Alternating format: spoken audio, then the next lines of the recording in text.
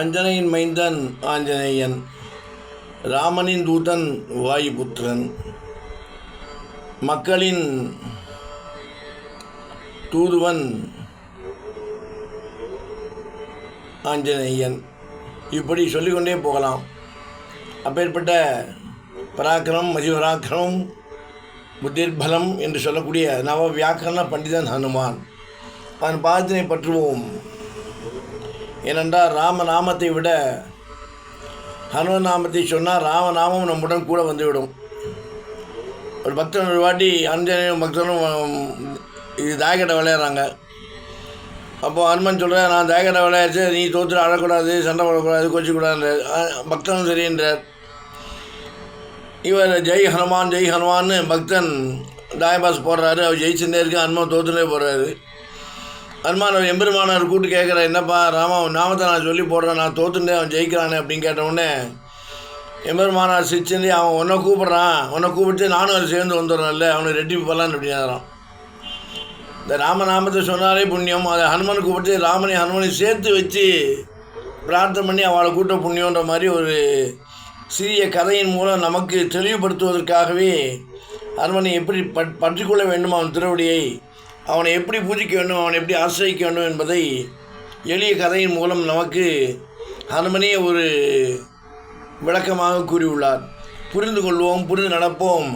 ஹனுமனின் பாதார விந்தங்களை சரணமடைவோம், சரணாகதி அடைவோம். அசாத்திய சாதக சுவாமி அசாத்தியம் தமக்கியம் பதா ராமதூத கிருபா சுந்தோ மத்காத்தியம் சாதய பிரபோன்னு உங்களுடைய சேமத்திற்காக இன்னும் கொஞ்சம் நேரத்தில் ஹனுமத் சகஸ்ராமம் அர்ச்சனை இருக்குது. அப்போ சங்கல்பம் பண்ணுவேன், இப்பயே சொல்லிடுறேன். அர்ச்சனை பண்ணதுக்கு அப்புறம் உங்களுக்கு ஆரத்தை எடுத்து காமிக்கிறேன்.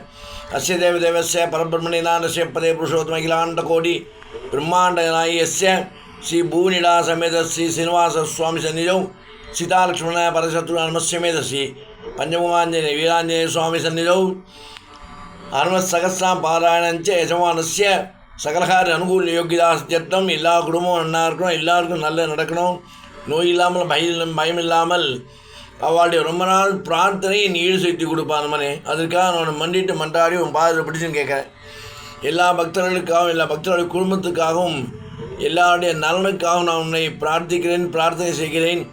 சகஸ்ரநாம அர்ச்சனை செய்ய இருக்கிறேன். உன்னுடைய அனுக்கிரக ஆசீர்வாதத்துடன் ஹனுமனே எல்லா பக்தர்களும் குறையே இல்லாமல் குற்றமே இருந்தாலும் குற்றத்தை குற்றமாக பார்க்காமல் அவளை திருத்தி பணிகொண்டு ஆட்கொள்ள வேண்டும் ஹனுமனை என்று பிரார்த்திக்கிறேன்.